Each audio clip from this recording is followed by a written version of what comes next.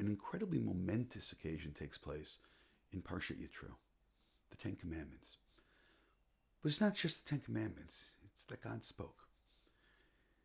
And in a sense, if we'll sort of shift a little bit from this incredible divine statement, revelation, opening of heaven, God speaking.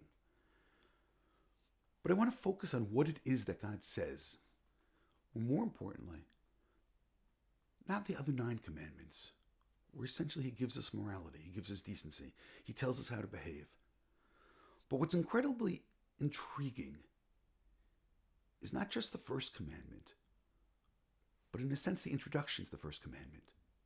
When God says, I am God. And now, if we were to pause a second and think, so how exactly does that sentence continue?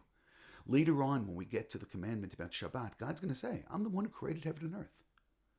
So right now, when God introduces himself, he could say the same thing. I am the eternal, infinite God, all-knowing, all-powerful, created and sustains everything, which really would be a proper description, or at least a partial proper description of God.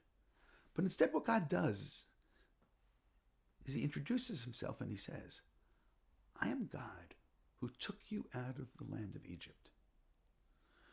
I'm the God who took you out of slavery.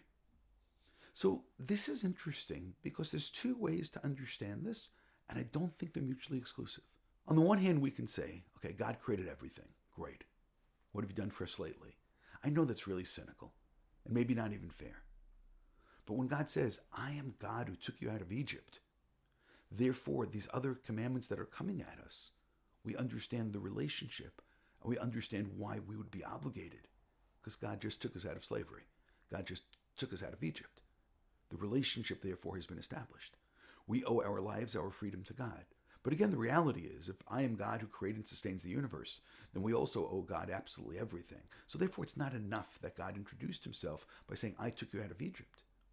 Either way, we would owe God. But when he says that he took us out of slavery, there's something else which is being communicated. And I think this is incredibly important. God is saying, I know that you were just now slaves. I know the suffering that you went through. I know about the nightmares that you're having. I know about the pain that you're experiencing. I know about the scars, the physical, and sometimes even more importantly, the emotional scars.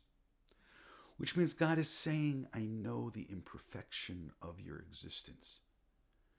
And I think that there's one deeper line there that has to follow. I know that you're human beings, and I know that you're hurting, and therefore I know that you're going to mess up now and again.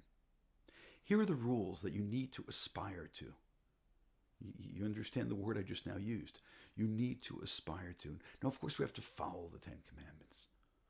But once God introduces the relationship, acknowledging our servitude and our scars and our humanity and our pain, there's an acknowledgement of all human frailty in that statement and in that relationship. Which means God gives us 10 commandments to aspire to, and we need to follow them, and we can't make excuses. But the Torah is also given to human beings who will mess up. And just because we mess up occasionally doesn't mean that we give up, and doesn't mean that God doesn't or can't understand. Quite the opposite. That's how God starts the relationship with us, by saying, I know what you've been through. I've chosen you anyway. I chose you either despite all of this or because of all of this. Now, let's go out and try to do our best. Let's now aspire to follow not just these commandments and all the commandments. Let's now aspire for greatness. But those moments that we feel short, we can't think that God doesn't understand, because an all-knowing and all-powerful God certainly knows. And also the God who took us out of Egypt absolutely knows.